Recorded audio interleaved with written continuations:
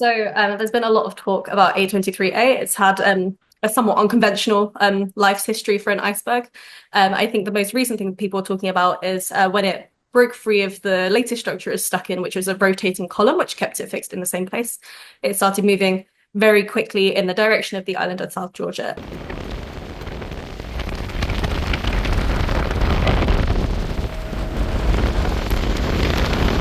The speed it was moving at and its sheer size means that if it was to ground on the shelf of the island, it would have some consequences. It would cause a change because it's putting something that's about the same size of the island next to it that wasn't there before. So that would disrupt the ecosystems in a way.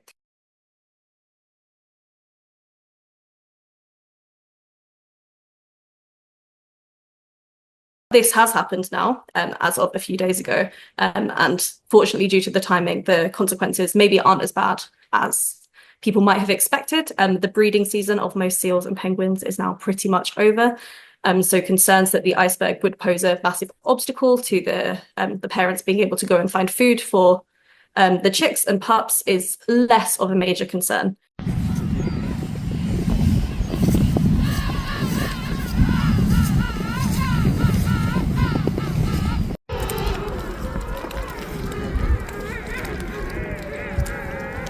Where it's now stuck, at least for now, is in much warmer waters than where it's been before. So we would expect this would massively accelerate the rate that the iceberg is melting.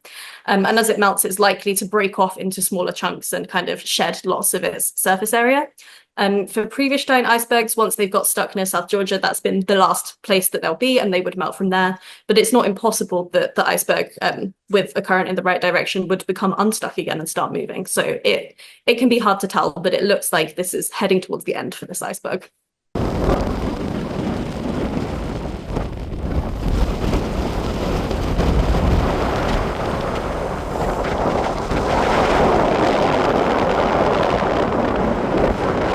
If you imagine a giant iceberg, the one we're talking about is twice the size of Greater London. They're bigger than countries. So they're massive chunks of ice that are moving through the ocean to places they weren't before.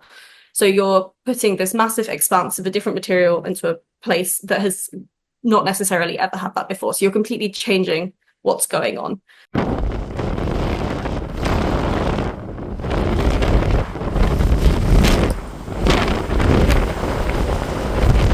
So this could involve changes to the physics of how the water moves around the ocean, especially in Antarctica, where the melting of fresh water contributes to forming the deepest water in the world, which spreads throughout the whole planet over time.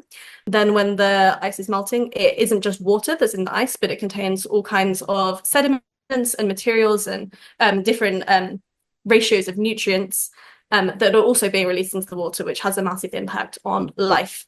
And this can allow different phytoplankton, so the tiny plants in the ocean, to grow, and it provides different food source for bigger things like krill, and then penguins, seals, and whales.